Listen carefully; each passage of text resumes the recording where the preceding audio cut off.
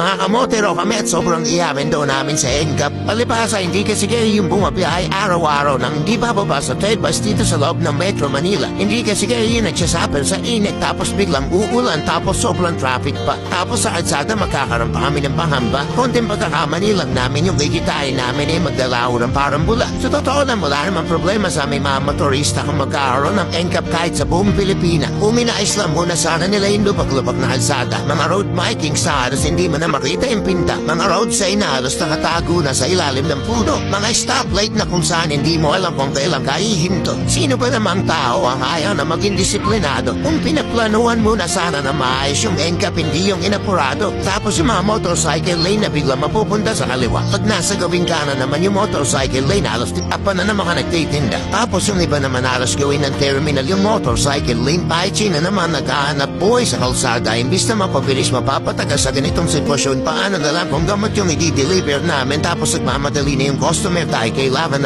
na. Paano kung may emergency vehicle sa likod namin tapos ayaw namin umabantay para lang hindi kami matigitan na 5,000? Ano kung sobrang tirik ng araw tapos nababad kami sa motorcycle lane na napakabagal? Paano kung yung kinikita namin sa pagdi-deliver ay sapat lang para sa pambuhay ng pamilya? Binigyan nyo man lang sana ng aksyon yung kalsada bago niyo pinatupad tong NCAP. Hindi nyo talaga maintindihan yung nararamdaman namin dahil hindi naman kayo lagi nasa kalsada.